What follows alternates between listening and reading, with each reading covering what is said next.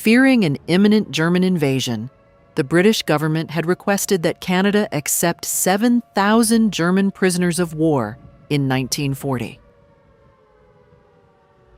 Between 1940 and 1945, over 34,000 captured German soldiers, civilians, and refugees were shipped to Canada and incarcerated in 25 POW camps. In a panic over Nazi spies and saboteurs, Britain rounded up and interned nearly 30,000 Germans and Austrians, mostly Jewish refugees.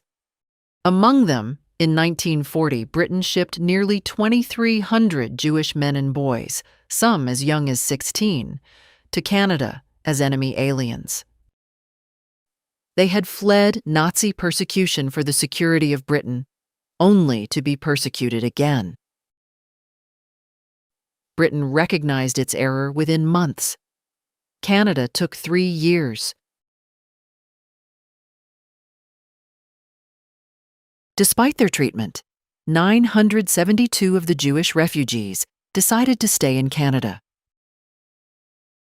Starting in 1939, Canada also interned male citizens classified as enemy aliens. Of the 464,000 persons of German ancestry living in Canada, 850 males, less than 1/5 of 1%, were imprisoned alongside actual German POWs.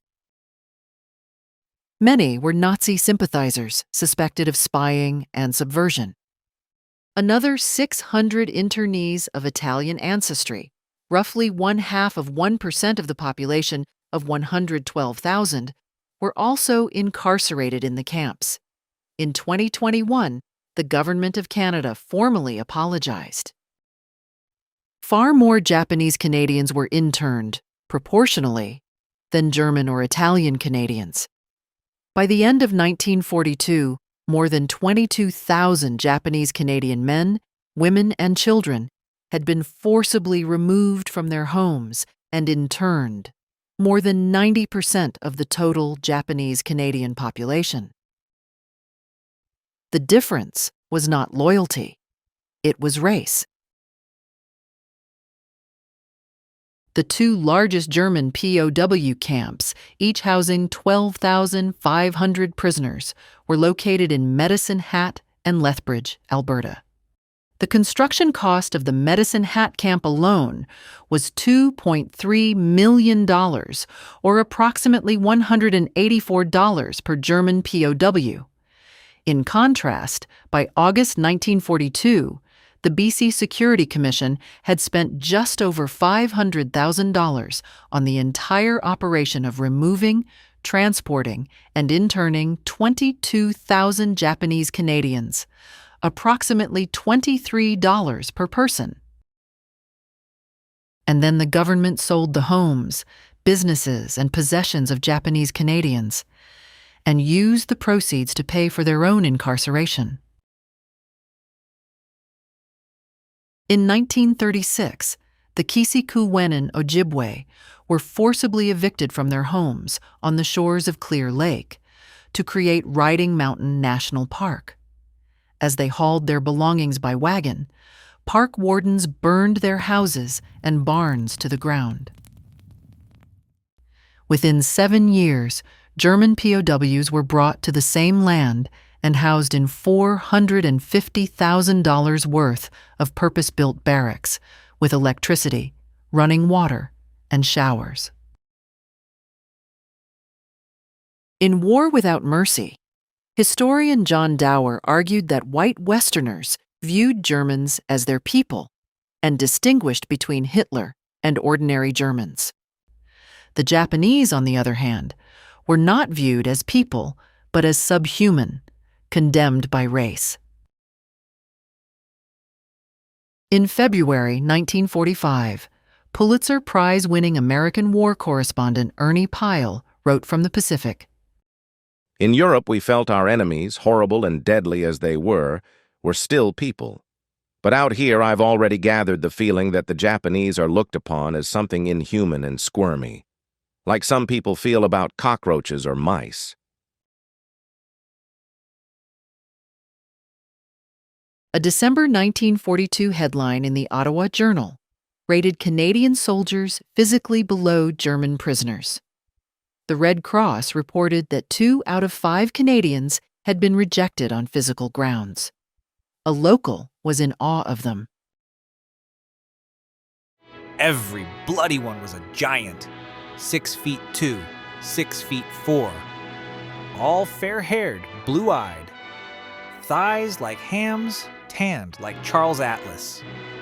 We have to fight men like that? His admiration was shared. Journalist Patrick Buisson described the arrival of German soldiers in 1940 France as an erotic shock to the French, their admiration for the German body undermining perceptions of the Germans as creatures of terror. In Britain, where over 400,000 German POWs were held, the Manchester Guardian observed that the camp wire was more to keep the English out than the Germans in. It was an almost universal complaint in the camps that girls made a nuisance of themselves. According to historian Matthias Rice, good-looking German POWs in the United States were romanticized and constructed as the epitome of white military masculinity, which led to significant and documented fraternization between American women and Axis POWs. Rice also argued that the perception that white Americans treated Nazi prisoners better than their own black soldiers became a powerful weapon in the civil rights struggle. In 1941, black soldiers could spill their blood for the United States, but they could not donate it. Even Canada was not immune to the Aryan allure. In a letter to the Secretary of National Defense, one of the guards wrote, "I have seen them on the street up until 10 or 11 p.m. without escorts, visiting dance halls and beer parlors. Several girls in and around Medicine Hat have become pregnant from prisoners of war." Complaints of German POWs from Camp 40 roaming freely in Buckingham, Quebec, led to a probe into the guarding of prisoners. The Globe and Mail reported that guards had allegedly been drinking beer with German POWs and then drove off with 4 girls. At Camp 23 in Monteith, Ontario, a condom was confiscated from a POW returning from a work detail, and in Lethbridge, an empty cigarette case was found containing a note in German requesting that civilians bring their daughters to POWs for immoral purposes. In Espanola, Ontario, 5 girls aged 15 and 16 were charged under the Defence of Canada regulations for communicating with German POWs. One had met her prisoner at a hockey game. Another's father, a guard, had brought her a letter from a prisoner. They had been writing for a year. The Crown Attorney warned that the Nazi will stop at nothing. The Ottawa Journal declared that it was a lax system and not 5 silly girls that were the problem. The judge agreed and gave them all suspended sentences. And then there's the case of Corporal Bernard Henson, who delivered letters between his 16-year-old daughter Winky and German prisoners. One of them, Fred Lysett, wrote to her, "Dearest Winks, I feel so completely your friend, or is it more than that? 3 months of corresponding with you has made me not only admire your style and charm, but also given me a desire to meet you. Already I am planning to stay in Canada, or at least return as soon as I am naturalized." Henson was court-martialed and sentenced to a year in prison. His daughter, forced to testify, never married. Lysett did return to Canada. Years later, when asked about Winky, he said he couldn't remember her, but the letters remembered. Au revoir, sweetheart. Yours with love, Fred. Kisses. Even the judiciary fell under the allure of the German POWs. In October 1943, a German POW escaped from Petawawa, broke into a remote cabin, and walked off with a rifle, a knife, clothing, food, and ammunition. Magistrate Thomas Galligan dismissed every charge. A prisoner of war, he ruled, is not punishable for anything he may reasonably do to escape. The man owed no allegiance to Canada. He was simply doing his job. 2 years later, a German paratrooper hid himself inside a mail bag on a Canadian national train. When the heat became unbearable, he cut his way out, then cut open another bag and helped himself to cigarettes, gum, and perfume. The Court of Appeal accepted that the perfume served a purpose, concealing, in the judge's words, the extreme odor of perspiration. The cigarettes and gum, however, were purely for comfort. Sentenced to 2 months. The commandant of Camp L in Quebec was popular enough to have been given a nickname by the POWs. Piggy Wiggy wept when the prisoners were transferred. May your new commander be as fond of you as I am, and may you like him as much as I hope you like me. God bless you. Somewhere in Muskoka, where the weekday worries drift away. Somewhere in Muskoka. Labor Day weekend, 1940. 4 German POWs escaped from Camp 20 in Gravenhurst, Ontario. They were quickly recaptured. One of them, Joseph Hobbs, a 23-year-old U-boat sailor, was caught at a lakeside cottage and taken to the local jail. Hundreds of Canadian holidayers crowded outside the barred window of his cell. They chatted with him, laughed with him, and asked for his autograph. Hobbs obliged, and as he signed dozens of autographs, he boasted that his U-boat had sunk 14 British ships. Just before he was taken away, Hobbs saluted the crowd. "Goodbye, Joe," they shouted. Everyone cheered and waved. The Kingston Whig Standard asked if the crowd realized that while they were idolizing Hobbs, his fellow Nazi U-boat sailors were torpedoing a British vessel filled with little children fleeing to Canada. More country club than POW camp, Camp 20 in Gravenhurst, formerly a sanatorium for the wealthy, provided high-ranking officers with private or semi-private accommodation. The German POWs even kept a menagerie of pets in a zoo that included a bear, monkeys, rabbits, dogs, fish, birds, and 3 horses. A 1943 letter to the Globe and Mail stated that German POWs were eating better than the average Canadian taxpayer, and in return, we are receiving only contemptuous insults from these self-styled superior people. In a profit-sharing arrangement with the federal government, German POWs at Camp 40 in Farnham, Quebec, earned $10,000 harvesting vegetables in 1945. The government earned half that amount. To make room for the German soldiers, several hundred boys, ages 8 to 14, were expelled from the Bowmanville Boys Training School. Citizens protested that swaggering bullies were enjoying the site and privileges of such a fine property, whose gymnasium and pool had been donated by Rotary and Kiwanis clubs to rehabilitate underprivileged Canadians. Of Camp 30 in Bowmanville, a Luftwaffe pilot wrote, "I am convinced that nowhere in the world did prisoners of war have better housing, better food, better recreation facilities, better educational opportunities, and above all, fairer treatment than in Canada." Even German prisoner of war funerals in Canada were afforded much more ceremony, decorum, and indeed respect than Japanese-Canadian prisoner of war funerals. German POWs were even blamed for a shortage of tennis balls. A tennis enthusiast could not find one tennis ball in all of Timmins, Ontario. They had all been sold to the German POWs.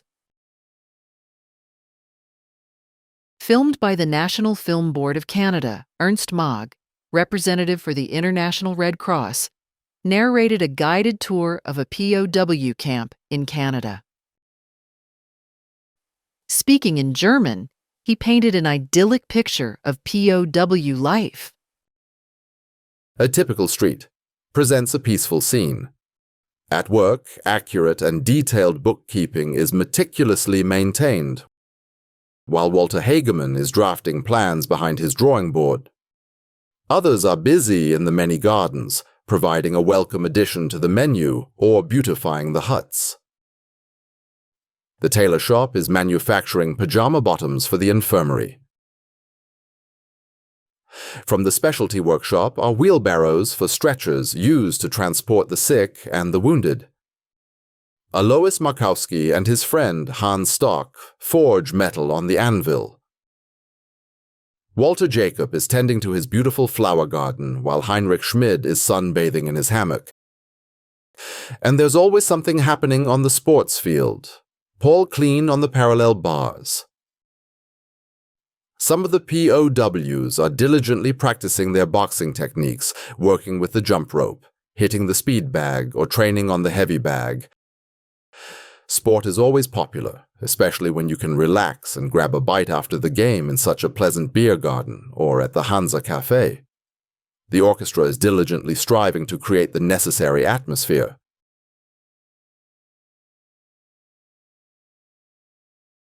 John Grierson, the Scottish filmmaker and founder of Canada's National Film Board, also headed the Wartime Information Board during World War II. Under his direction, the two agencies became the nation's propaganda apparatus, constructing national identity, fueling patriotism, and manufacturing consent for the war. Between 1939 and 1945, they produced over 500 films. Grierson famously stated that art is not a mirror, but a hammer to shape society in the war for men's minds. In its newsreel of Camp 33 in Petawawa, Ontario, Grierson's National Film Board humanized actual German prisoners of war. Through the NFB's lens, these men were not the enemy. They were gentlemen, sitting in peaceful contentment, reading, writing a letter home to a loved one. Why would anyone lock these men up? There was no attempt to humanize the Japanese in the National Film Board's 1942 production, The Mask of Nippon. Documentarian Ronald Bloomer wrote that the film carried a message of hate worthy of Joseph Goebbels and provided an interesting contrast with the mild and reasonable manner in which similar films treated our Caucasian enemies. The soldiers of the rising sun are little men, quick and wiry. Their uniforms are slovenly. Their faces, even in the heat of battle, are tawny masks, blank, expressionless. They believe that they have embarked upon a holy war, a war of liberation. It is senseless to seize an empire where wealth remains in the hands of the inhabitants. We must eliminate every element reluctant to cooperate with Japan. This also they firmly believe. And as the United Nations prepare to wipe out for all time the horror now spreading through the continent of Asia, they seek a closer knowledge of their savage enemy, the little men, whose double faces and double minds may well render them the most dangerous foe of all.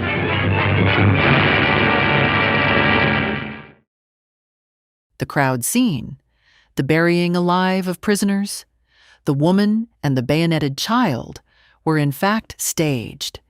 taken from a Chinese-made propaganda film and inserted as actual footage along with pre-war segments from the Nanking atrocity.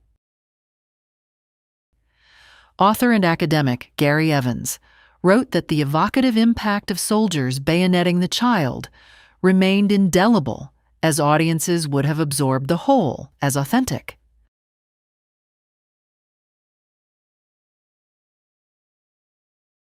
In 1936, Prime Minister Mackenzie King wrote in his diary, "I feel I must set out a policy in writing, as Hitler has in Mein Kampf, a constructive policy for protecting our peace." In Mein Kampf, Hitler wrote, "For a racially pure people, which is conscious of its blood, can never be enslaved by the Jew. In this world he will forever be master over bastards, and bastards alone." After meeting with Hitler in Berlin in 1937, Mackenzie King wrote in his diary, "I wished him well in his efforts to help mankind. He truly loves his fellow men and his country and would make any sacrifice for their good." In 1938, King wrote, "I cannot abide in Nazism, but Hitler will rank someday with Joan of Arc, among the deliverers of his people." On August 6, 1945, the atomic bomb was dropped on Hiroshima. King wrote in his diary, "It is fortunate that the use of the bomb should have been upon the Japanese rather than upon the white races of Europe."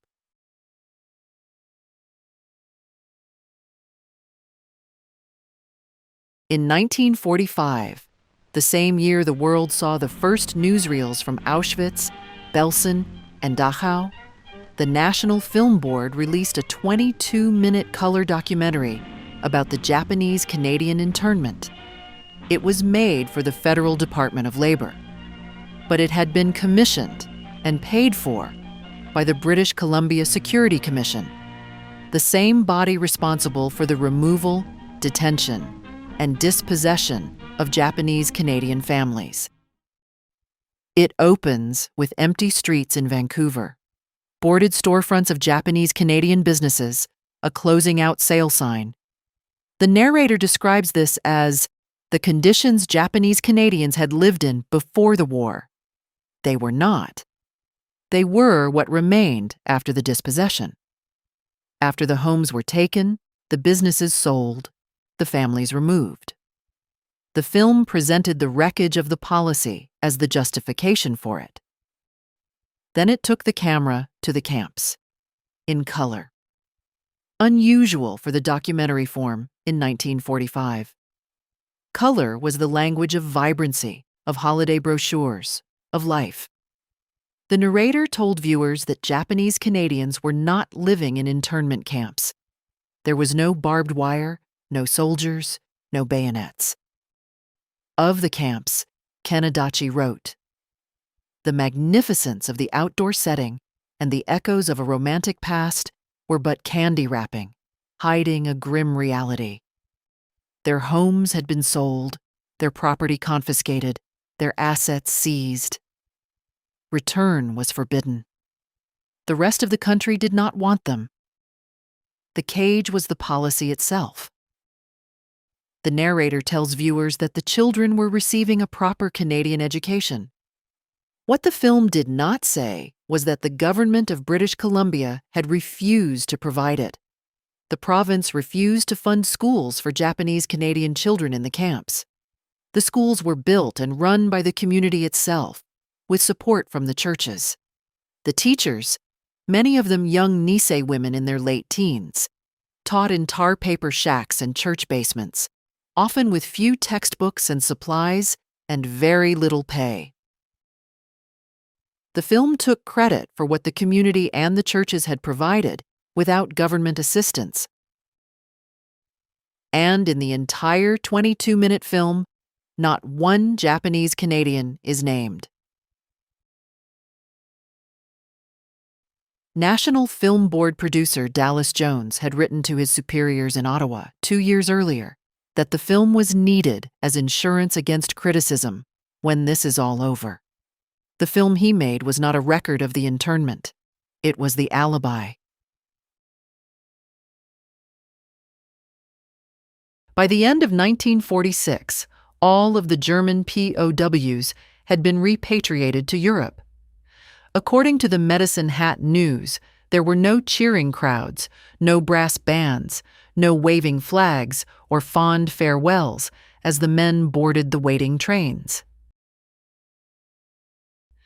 Over 6,000 requested to remain in Canada. More than 1,000 returned. In 1946, 4,000 Japanese Canadians were repatriated to Japan. More than half were Canadian-born and could not be repatriated to a country they had never seen.